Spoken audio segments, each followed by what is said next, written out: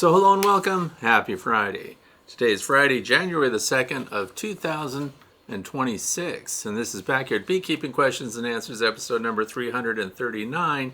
I'm Frederick Dunn, and this is The Way to Bee. So I'm really glad that you're here, starting off the new year. And all the topics that we're going to discuss today were submitted over the past week. And I hope that you're ready for this and that you're not in a terrible situation weather-wise. If you want to know what we're going to talk about, please look down in the video description and you'll see all the topics listed in order, and there are some links to follow-on information that you may find valuable.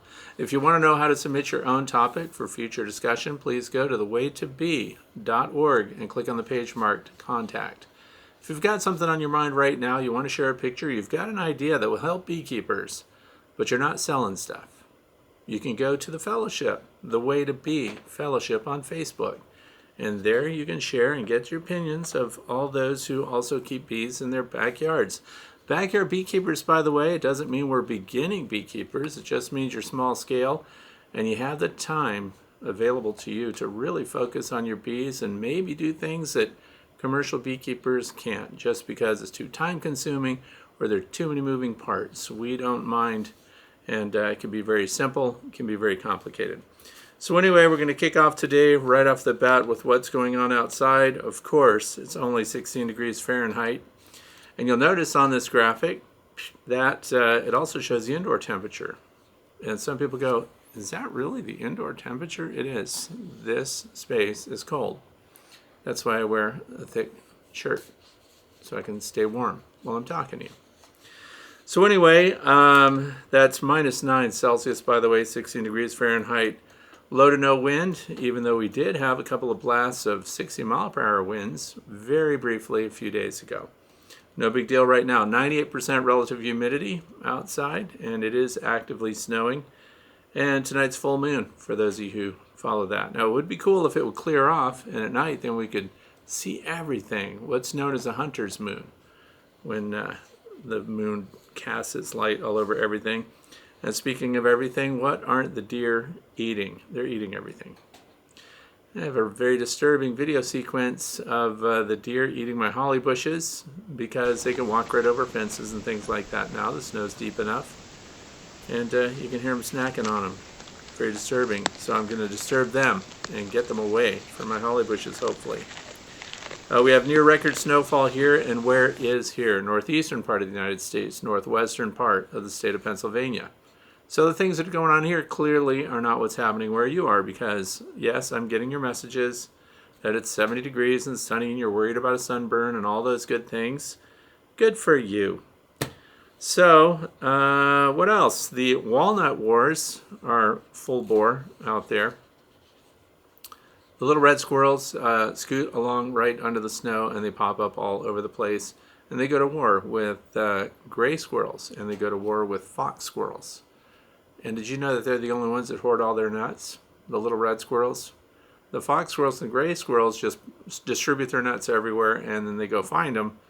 But the little red squirrels that are super territorial, that attack everything and everybody, they pile up their nuts inside chicken coops and things like that. So, I knew you wanted to know because we're going to talk about bees. And what's coming up next Friday? Next Friday, I will not be sitting here talking to you. Why? Because there's a Honeybee Expo coming up. You probably have not heard of it.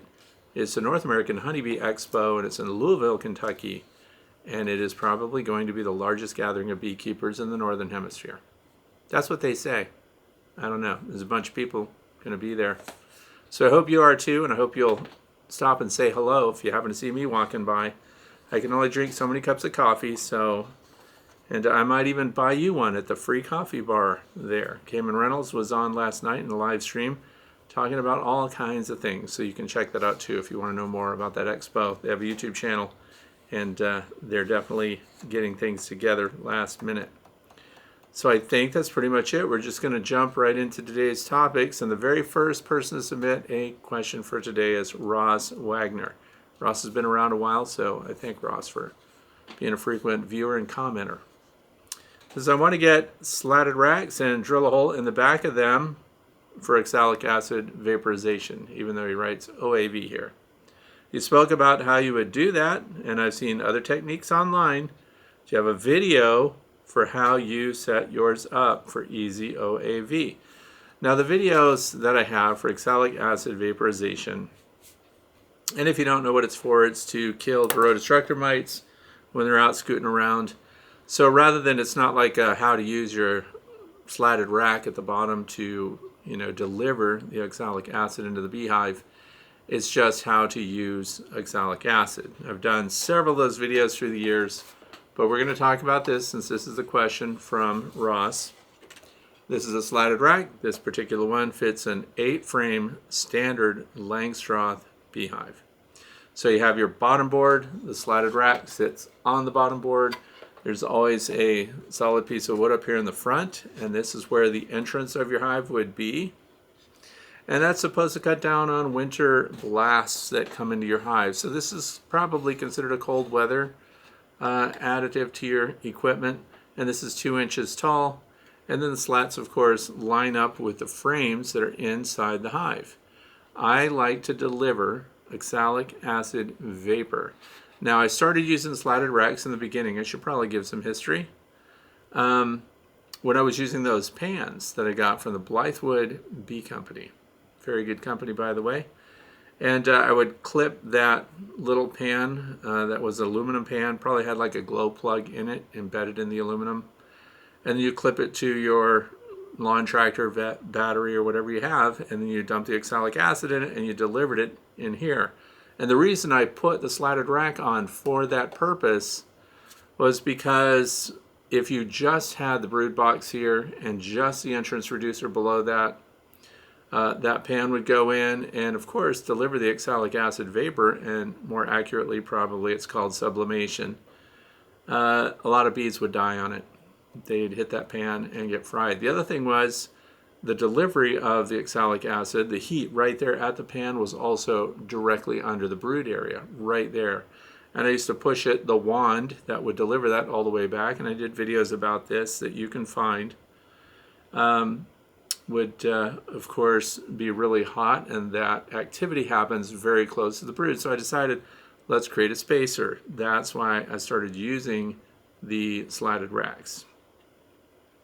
Now, that's not why the slatted rack came out. That's just what I use it for. It's supposed to help reduce bearding on the front of your hive because it gives your bees more space underneath. See, there's a big space here for that. They can gather, and so rather than collecting on the outside of the hive when they're unemployed inside the hive, usually these are off-duty foragers, they had a space now. So does it reduce or completely remove bearding on your hives? Not by a lot. Just from my experience. And also remember, the climate plays. So different areas, different things. So then the pans are so 10 minutes ago. Something else came out. There was something called the ProVap, super expensive. I bought one, of course, and still have it. In fact, it's really grungy and sits on display so that I can teach people about that delivery system. Once I got that, then I could put the oxalic acid, and apabioxyl was the first one that was approved here in the United States, and it came through Better Bee. Once I started using that, I didn't have to worry about the pan and pulling out a pan with dead bees in it and things like that. Now, remember, we have to close up the entrance and for 10 minutes while we deliver it. Of course, you have to follow the label of whatever you're using.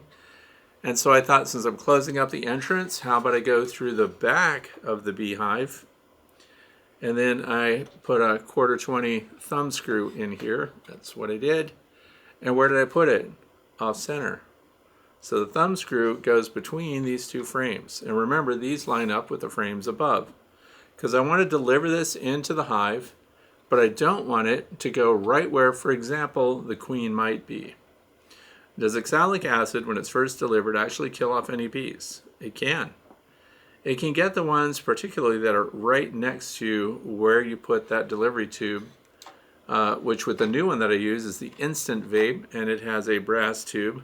But I just put that hole right there, and you deliver the oxalic acid. Now, I did other videos too because we want to see what it does once it gets inside, because notice that's off center, and then I get questions about why didn't you deliver it right in the middle where the varroa mites are.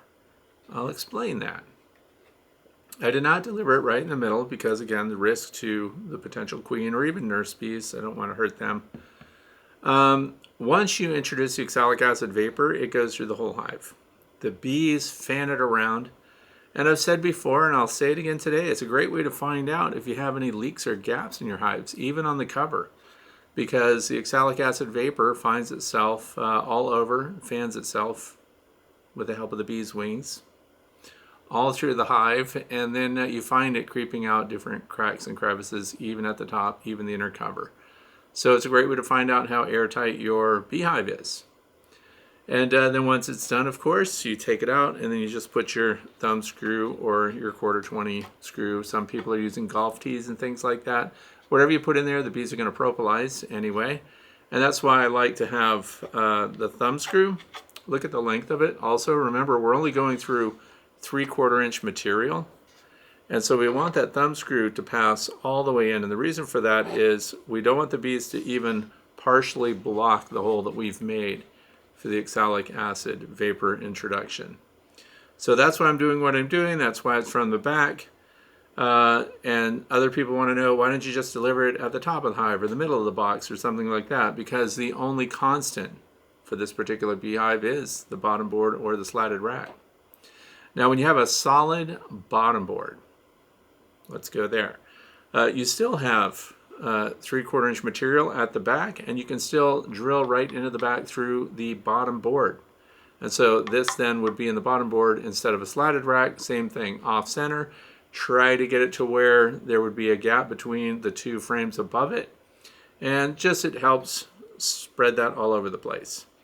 So if you want to see how that happens, there is a video of the observation hive. What better place to see how oxalic acid moves through your hive than through an observation hive, which already has windows everywhere.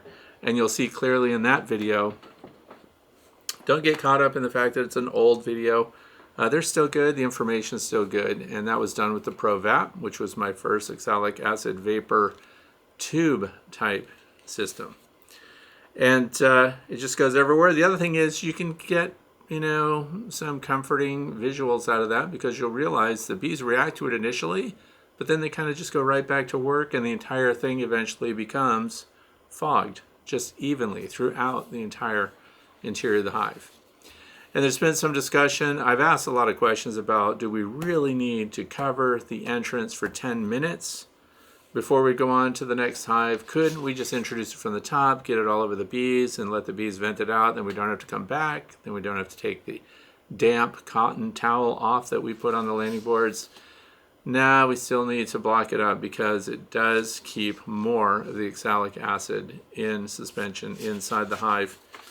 So we want to keep that going. So I'm going to recommend that we not leave those entrances open. And of course, that's the way they qualified it in the first place. And if you haven't heard, the dosing has increased. So you have to follow the label though. It's just about it. I have lots of questions for vendors and people that are selling Apiboxyl and Easy-Ox and stuff like that. I want to talk to them, about what they know about the new stuff that's coming out. There's new oxalic acid dribble material, RTU, ready to use, that's also going to come out and be available. Look that up. Pre-mixed, everything. They took all the guesswork out under the new, by the way, 4-gram dose per brood box. Question number 2 comes from Craig O, 4DDS. Says, love the video and the Flir. Do you know if the handheld devices are more cold tolerant than the ones that are attached to phones? So just recently, in fact yesterday, I posted a video where I walked around in the snow and the cold, and of course it was only in the teens, and I had to move fast because I used the Flir 1 Pro. That's what this little dinky camera is. Now that has the battery in it also, and it attaches to your smartphone. So they make one for iPhones, there's another one for Android, and they're not cheap, by the way. So I try to get the best one. So then the question is, why would I use this? This one on the phone allows me to take pictures with the phone through the thermal scanner. It allows me to make videos, and since I'm a content creator, that's valuable to me. And but it lets me down. I get about 3 or 4 minutes with this, and it blinks out. You have to keep it in your pocket. You have to keep it warm. You go outside, and then you look up the specs because you care. Probably should look those up before you even buy one. And this is only good at 32 degrees Fahrenheit, which is 0 degrees Celsius or warmer. And the upper range, too, is also limited. You might be wondering what those ranges are, and since I wrote it down, why am I going off the top of my head? So this is the Flir 1 Pro, so let's talk about it. It's only good from 0 Celsius to 35 Celsius. So in Fahrenheit, that's 32 to 95 degrees Fahrenheit. That's from the manufacturer. When they say that stuff, believe them. It'll let you down. Now, it can actually, if you're looking at freezers and coolant systems and things like that, because let's face it, that's what it's designed for. It's not actually designed for beekeepers. And I even reached out to the company, by the way, huge company, huge Department of Defense contractor. So this gets used in a lot of different ways. Now, so I find out it's very limited and it lives up to that reputation. It quits on me. So then I thought, you know what, I'm just going to keep this in my nice warm pocket, and I put hot hands on it. And I put hot hands on my phone. But by the way, my phone, Samsung Galaxy, handles the cold just fine. It never goes on the blink. It handles everything. This is the weak link in there. And so let's move on. This is, as in the thumbnail today. Now this is an old one. Let's be honest, I've had this for many years. This is the Flir C2. Now what I like about it is it has extended parameters. I've had this thing out in all weather conditions, which includes rain. So this is durable. This is rugged. This thing, look at how thin it is, goes in your pocket. You can carry this inside your jacket, inside your bee jacket, things like that. It's handy, it's helpful. When you take this out of your warm pocket and expose it to temperatures in the teens, you know what else it does? It has a hard time calibrating, so it has temperatures all over the place. This thing calibrates itself very well and is usually within 3 degrees. Now, since all we're looking for are hot spots or life or death when it comes to beekeeping, this is just as good. If you're in a warmer area, you're not worried about this. If you're in a very cold area, this is what you want. Now, the C2 is no longer available. And what would I recommend if not the C2? Well, there's a Flir C5 that is available on Amazon and other places. And guess what its range is? It's good for minus 10 Celsius, which is 14 degrees Fahrenheit. Would have been perfect for me yesterday.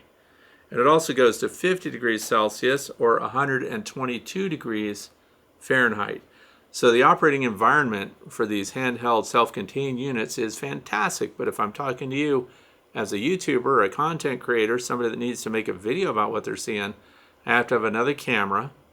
I have to focus it on the back of the screen, which is exactly what I've done in the past. Super annoying.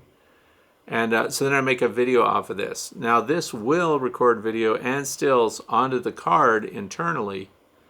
And then you can transfer that to whatever your editing software is. And you know what I found out?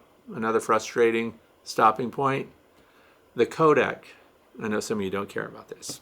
The codec for the video is not compatible with Premiere Pro and a lot of other video editing software. So you have to make a video of the screen and use your phone or your video camera, whatever you have.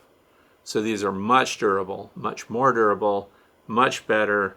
They're made like tanks. They've only improved them through the years. I wrote their marketing department. Why would I do that?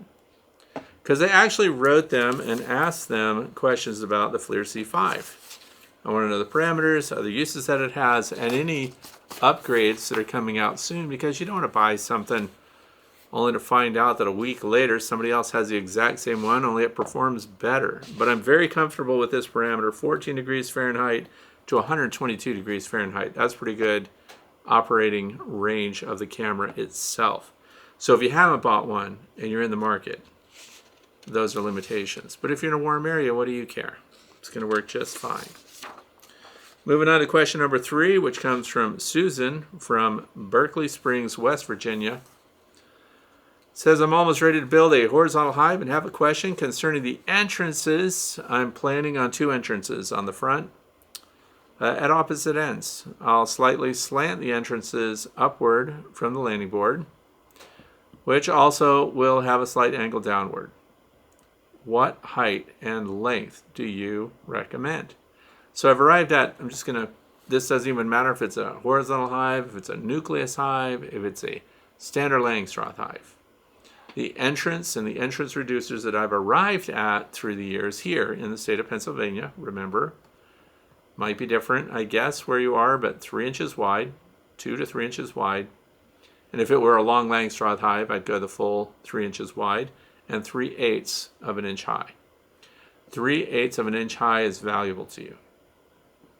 Here's why. You never have to think about whether or not a mouse can get into your hive. That already restricts it. It also restricts things like, think of the European hornet. It can't get through that either. It has a hard time.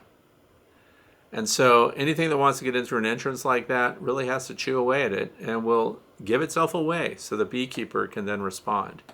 So no matter what the entrance is, that's my recommended opening. If you're trying to build your own stuff, 3/8 inches high. And by the way, it's easy to remember because that's bee space.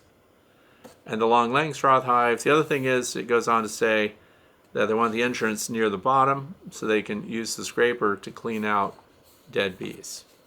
So you have an option there too. You can have it right on the bottom. And these plans, by the way, are available to you for free at thewaytobee.org, and you just click on the page marked Prints and Plans. It's a PDF. Ross Millard finalized those PDFs for me, and I'm very grateful for that. And now you can be grateful too, because you can use those as starting points. I highly recommend building as is. Now what we're going to be adding to that will be my observation hive final design. So that's going to be in there too. Watch for it, bookmark the page or whatever people do. And those just may be hand illustrated by me, but I can do it fairly accurately so you can still see and imagine how to build it from that. So those are things that are coming up. But if you raise your entrance a little off the bottom, just 1/2 inch, 3/4 of an inch, and then have that, you'll be certain that the bees won't pile up dead and block that entrance and keep them from flying out, doing cleansing flights. Right now, while I'm sitting here, there are a lot of beehives out there that have fully blocked entrances, ice, snow, and dead bees. So as soon as we hit 30 degrees, 32 degrees, whenever we get some kind of warm up and the sun shines, I'm going to be out there clearing every single entrance. It's going to become very important. Another side note to that is we built hive visors and put those on most of the hives. Why didn't we do it to all of them? We want to see the differences. If you do everything to every hive, you don't know if one's doing better than the other, or if it just happens to be a good or bad year, and so on. Those who have hive visors on their hives should keep them on and should lower them, and they keep the heavy snow and ice and things like that from enclosing and encasing your entrances. So they work. They work really well. Question number 4 comes from Dustin from Neshgoro, Wisconsin. Neshgoro. Anyway. Wanted to build a couple of your hives. What material are the most efficient? Can I use marine plywood or something to make it last? So anyway, again, we're talking about the same long hive. Marine grade plywood is good stuff, lasts a long time, handles exposure.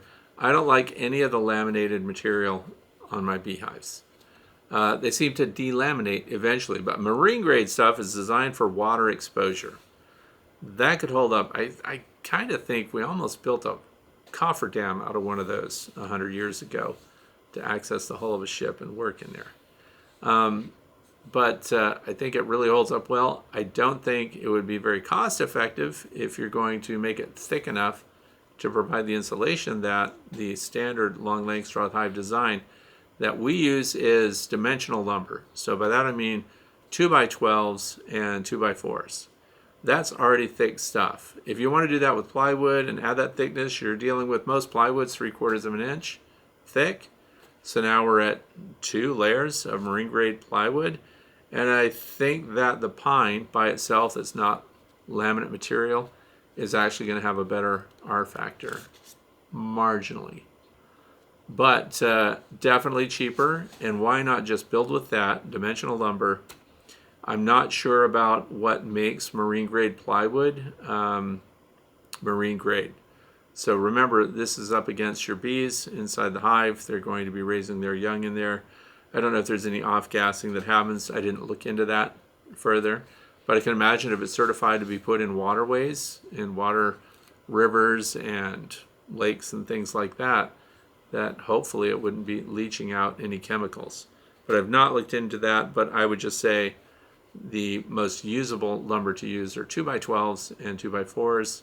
There's some 2x6s. You can definitely get that lumber almost anywhere, and I highly recommend that that's what you use. And then finish it off with semi-gloss exterior latex paint. It works really well. And there's a lot of exterior latex paint that has the primer and final coat mixed together all in one, especially when it's brand new lumber, and you can take care of that. Easy to do.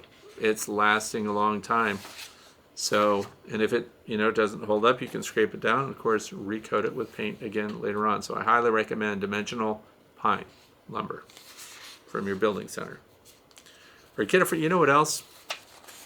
While we're on the topic, I don't know where you are or if there's a lot of construction going on where you are, but look at this. I look at every pile of lumber as how I could use that for something in beekeeping or bird boxes or something like that. And when I see piles of lumber in front of a construction site, unbelievable what they're throwing away that you could get. And so look at things like that. The other thing is, how people put, especially in the new year, a lot of people are getting rid of old furnishings and stuff.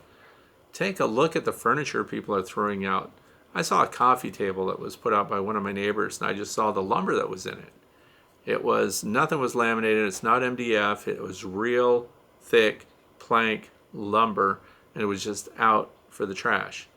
That is some good lumber. I snatched that up right away. I am not too proud than to stop and get somebody's refuse. If it has good lumber, get it. But construction sites, especially if they're demoing an old building, look at the lumber in there. Go get some. With the permission of whoever the site supervisor is, of course, whoever the contractor is. Get that stuff. You can build with it. It's really good. Wait, is that it? Oh, and this next one this is question number 5. This comes from Evil Gibson. That's the YouTube channel name, which I think is funny. When splitting a top bar hive into 2 colonies, do you need to position it so each half receives approximately the same amount of sunlight? Not for me, I don't.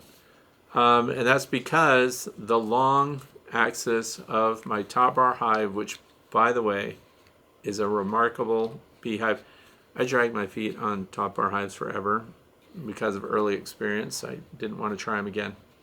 But anyway, let's go with any hive, not just the top bar hive. If you've got a standard long axis beehive, Layens, Long Lang, top bar, those are the top 3. I run the long wall of it with the entrances on there facing south anyway, so it makes no difference whether it's southeast or southwest. It makes no difference. And there are some that would argue that it makes no difference, period, that they could have their entrances on the north, the south, the east, the west. It makes no difference. It makes a huge difference here. I'll tell you why. If you had a beehive out there that was facing west during the 60-mile-an-hour winds that came through, and the snowing and the blowing and the ice and the sleet and everything else, any entrances facing those prevailing winds got really jammed up. That's why I have no beehives with a western-facing entrance, because that's where our prevailing winds are coming from all the time. It does make a difference. It does, trust me. So anyway, when you're splitting into 2 colonies, does not make a difference, other than because the whole hive is that way. The other thing is the long axis, prevailing winds, you present the smallest sail area, whatever you want to call it, to the prevailing winds, and therefore it's a more stable setup system. So you always have to think about where are overall the prevailing winds coming from through the year, and you'll be way ahead if you do that. I know I don't worry about it. When a 60-mile-an-hour wind gust came through, not the least bit worried about any of my long hives. They are secure. They are solid. Those that present the biggest sail area are the Layens hives as far as long hives go. So it's fantastic. Everything's good. Lost nothing. So the next question I have is from Marianne, 7904, YouTube channel name. If it's made from cedar, this is because I've recently put together a hive that was made from western red cedar. If it's made from cedar, does it reduce the incidence of wax moths, varroa mites, and small hive beetles? No. And Marianne also went on to say that I read that bees are not fond of cedar. Your thoughts? So the bees being fond of cedar or not fond of cedar, they move into it voluntarily. So there's no problem there. And I think the reason that people think that cedar chips, some people do quilt boxes, which I don't, but they fill bags or quilt boxes with cedar chips too, thinking that that adds another layer of some defense, as well as insulation. So regular pine shavings are the most absorbent. They're the best insulating and things like that if you're just using bags of it for something. But when it comes to the cedar and the cedar oils, I understand that aroma makes us think that it's great. And they may come from people that historically kept cedar-lined chests, and that's for their sweater storage. And then they had cedar-lined closets. In fact, I built cedar-lined closets in both my nephew's bedroom in Ohio and my mom's third story. And it turned out to actually be a good selling feature when they sold her house. And the thing is, it prevents moths that eat your clothing. It does not prevent the moths that produce waxworms. And one of the main reasons for that is when they're smelling, the bee bread and everything else that's inside a beehive that draws them in there in the first place, and of course the bees' wax, which is what they're after, it does not stop them, doesn't slow them down. And as the scientists would say, because I did read some studies on it, because it's been done, no significant difference. So then the bees, of course, being repelled by cedar or attracted to cedar, neither way, they treat it the same based on the space that's available. Scouts explore them the same and everything else. So probably you could say the strong suit is that maybe it slows down carpenter bees from chewing into the hive. I don't know. I can't trust carpenter bees. I've seen them chew a hole right in the side of a beehive, right where the handhold is. And once they realized that the material was too thin and they cut all the way through, they just left. And next thing you know, you've got bees that are coming and going through a newly discovered entrance. So, but as far as that, small hive beetles, looked up that. I looked that up, no impact. Varroa mites, zero impact on varroa mites. And so it's just a long-lasting material that doesn't degrade in the weather like some other materials do. And so cedar hives, cedar bird boxes. Here's another thing that I was thinking about while giving full thought to this thought line. I built bluebird boxes out of cedar also.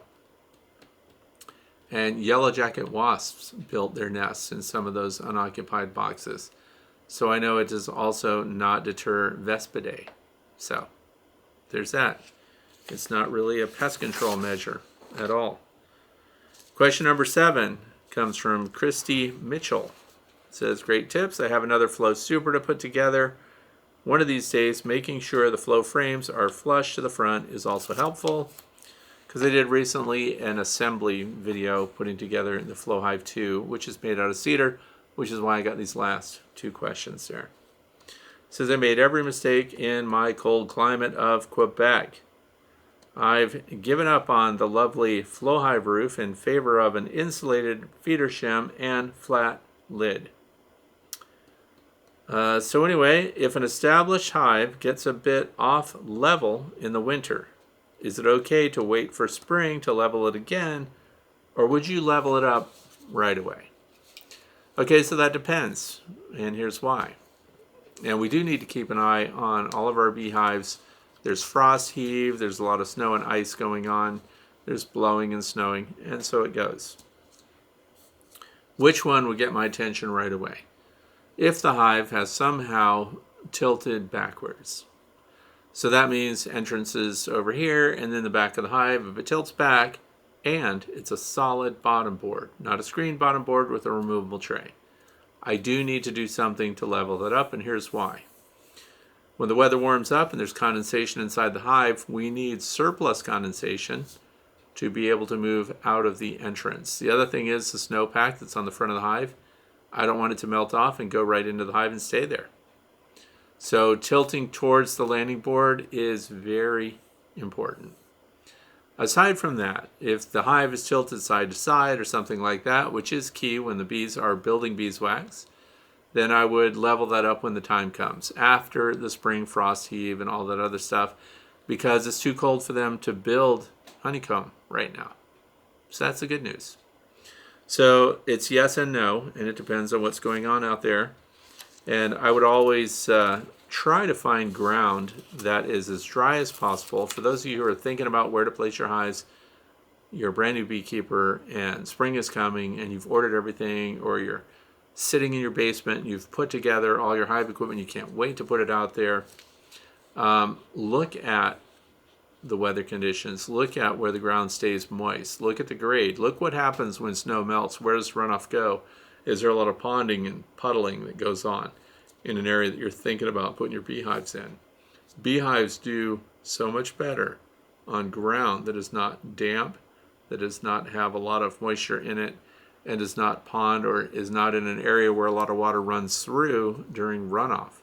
So this gives you a chance to start to plan your plot. And the other thing is, I highly recommend not setting beehives directly on the ground. And I know that you see thousands of beehives directly on the ground. Often it's commercial beekeepers. They load their hives on a pallet, they move the pallets around with equipment, and they can't take the time. Remember what I said in the opening today. If you're a backyard beekeeper, you have a lot of time on your hands to do things differently that benefit the bees. So I want all my beehives well off the ground, and for a lot of reasons, but it gets them away from the moisture and the dampness that's also they're exposed to. When you put beehives on the ground, if it's going to stay there for any length of time, you're going to have voles and you're going to have mice and everything else also living right underneath the beehives, and makes it tougher. When you go to mow the area, you're going to blow grass and everything over the entrances. You got to go get those.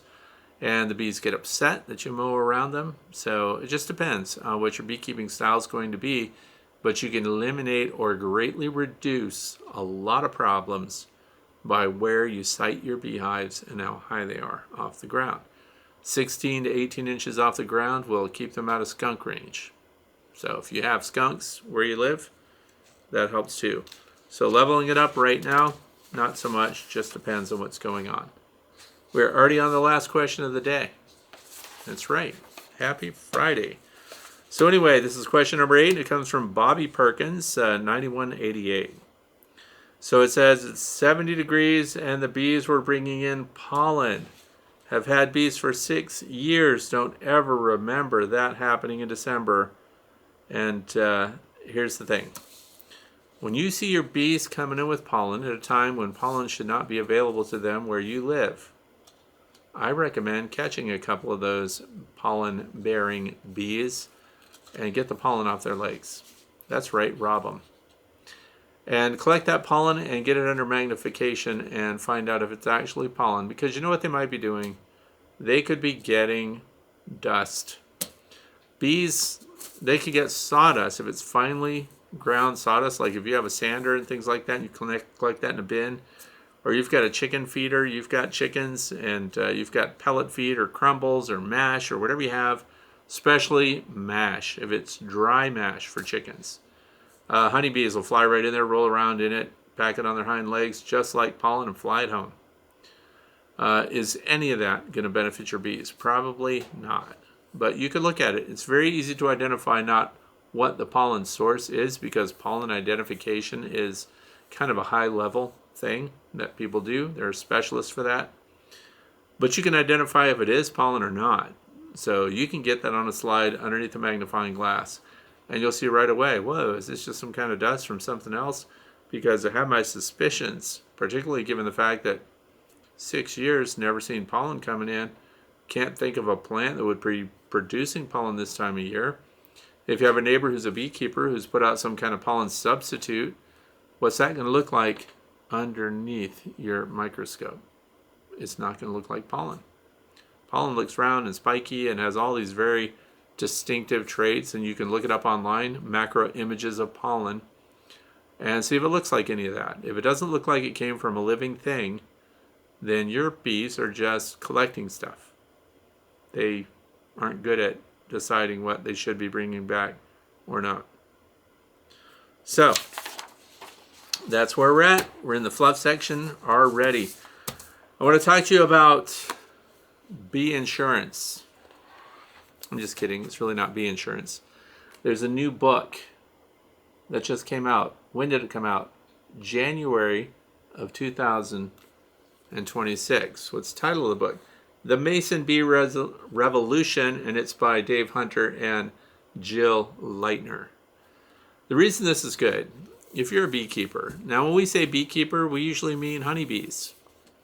But I'm suggesting that as a backyard beekeeper, that you buffer yourself with keeping other species of bees, in fact, native bees as well. They don't put pressure on the honeybees, and the honeybees don't put a lot of pressure on them based on what I've seen. And so the thing of it is, this book, The Mason Bee Revolution, that just came out, will show you how to make mason bee houses with the tubes and everything. I've already had them here for several years, and I'm going to expand my native bee kind of nesting habitat.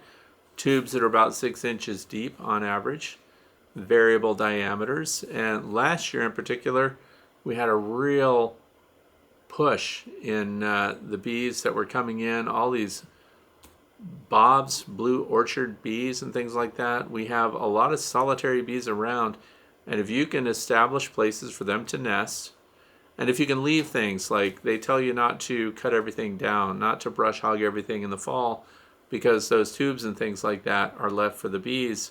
However, first thing in spring, people are mowing it down and brush hogging, so leaving it through the winter might accomplish them wintering, but what happens when you mulch them all up in spring before they've even hatched and emerged from those tubes? So I'm going to recommend that, not necessarily you have to buy this book, although you could. I have no affiliation with these people. They have no idea who I am. But you can do very simple houses that provide nesting areas for native bees. Bumblebees and things like that, they do their own stuff. And if we can do that, then what we're doing is we're preserving biodiversity. So we're trying to keep our bees around. We want to make sure that the habitat is the number one thing that we're focused on, because it benefits all bees. So it also, if you have knowledge of mason bees and solitary bees in your area, bumblebees, as many different species as you can. There are 20,000 different species of bees worldwide, and some of them are in jeopardy. But you should know about more than honeybees, and there's nothing wrong with keeping both on your property. I think it's really good. So part of, let's see, of course I mentioned it already, keeping your entrances clear in the Northeast is going to be really important. If we get a warm up, and we've been promised temperatures all the way up to 30 degrees Fahrenheit in the coming week, should be awesome. So emergency feeding, have it ready. I'm telling you, if you're a new beekeeper and you're thinking that it's just more holistic to just let them live or die, that doesn't feel good when you open a hive and realize that it was just starvation that took out your bees. If you can provide them with emergency food resources, I highly, highly recommend that you do it. Please do. The other thing is, I was looking at Bob Binney's YouTube channel. I'm not sure what the YouTube channel is called, but they have an insulated inner cover for facilitating feeding of your bees. Now, where Bob lives, he doesn't probably have a big issue with winter survival, but they were having problems with huge amounts of condensation inside their beehives with uninsulated inner covers and uninsulated lids. So that company, Bob Binney, just a shout out for them. If you go to his YouTube channel, you'll see it right away. And they have rigid foam board in this insulated inner cover, and they've allowed a gap for winter patties and things like that. He also puts Hive Alive on his hives. and he had some protein patties, he had some pollen patties. So they're kind of giving these bees a big buffet underneath this thing. But remember, he's a commercial beekeeper. He's trying to produce a bunch of bees. All the pressures that I do not have here. But I did like the look of that rigid foam board insulation with something like Reflectex. He did not use double bubble, but it is another foil-faced insulation material that covers the interior surface. Because otherwise the bees would chew away and excavate your polystyrene or your rigid foam board inside that unit. So it's pretty well thought out. He used ply material, but it's right up underneath the outer cover. So that, of course, would shelter and protect it from wind, rain, and things like that. But I wanted to give a shout out on that because I like the look of it. I think that a lot of beekeepers could benefit from it. And if he's going to be offering those at the North American Honeybee Expo, well worth nabbing them and save yourself some shipping, I would think. So moving on, the Be Mindful Top Bar Hive. I promised people updates through the winter on that. We did a video yesterday, and I'm really impressed by the top bar hive. Instinctively, I wanted to put insulation over those top bars. But when you look at it and you really think about it, the top bars on that one by Be Mindful are really thick. They're like 2-inch thick top bars. I did another video, of course, to follow this whole thing from beginning to end, which there may not be an end because the bees are making it. They're doing good things in there. All the comb they made themselves without foundation, without frames, without anything but what? Top bars. And so they're not even half of the way through their winter resources in that hive, and they're glowing brightly. So you talk about someone that's looking for a hive that they could build themselves or get relatively inexpensively. That one is by Be Mindful, so if you want to look those up, I think they also post their plans and prints and things like that. Remember, there's no standard for those. So you can make it as long as you want. You decide what your frame sizes are going to be because there are no frames, there are only top bars. And so it's an interesting hive. It's something I'm going to have to pay attention to because talk about building a hive out of scrap lumber and letting it just take off on its own. Nothing is more basic than a hive like that. And if it's going to work, here's why, I know it seems a little scattered. Here's why I didn't start with them years ago. When I was giving beekeeping seminars to Whole Foods groups and things like that, one of the directors there, in fact, the director of education, went to Vermont, studied bees, studied top bar hives, came back, wanted to do the top bar hives. I tried to help him with them. And so we installed swarms in the top bar hives, and they would just depart one after another. They would also abscond from his top bar hives. And so a lot of people were just like, yeah, they just don't make it in the cold. So, they just, why bother? And it kind of held true because they were leaving. And so when a colony absconds, like he called me over to help him collect a swarm one day. And then when I collected it, he said, you know what, I'd actually like to keep it here if I could. So I drove all the way across town to do that. But I was glad to give them back to him and let him try again with the top bar hive. And it failed. But I don't know if it has to do with the design or the thickness of the top bars or if this is beginner's luck with the top bar hive. Les Crowder has to do with this design also. Natalie B., which you may have heard of her, also has to do with the design and marketing of this. And I'm starting to think, man, if you can just cut up a bunch of dimensional lumber, and it's 2x10s, not even 2x12s. My Long Langstroth is 2x12s. And if you can get into beekeeping with just a few pieces of plank lumber, and you don't need a lot of carpentry skills to do it, and if it's going to work like this one's working, and if when spring arrives, if it's still doing as well as it looks like it might, I think I'm going to be adding some more top bar hives because, again, it's a horizontal format. There's no lifting of boxes. You're only pulling frames. There's no extraction equipment because, remember, these are top bars and the comb is all natural without any frames on the sides.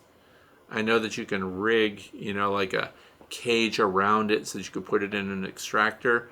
but it's designed for you to cut away the comb and crush and strain or make cut comb from it. So it's looking good. If you want to see those thermals, look at the video that was posted yesterday. Highly recommend that you, if you're brand new to beekeeping and you want to consider something and you're kind of looking for a holistic, minimalist approach to beekeeping, I would call that among the top most affordable methods of housing and keeping honeybees.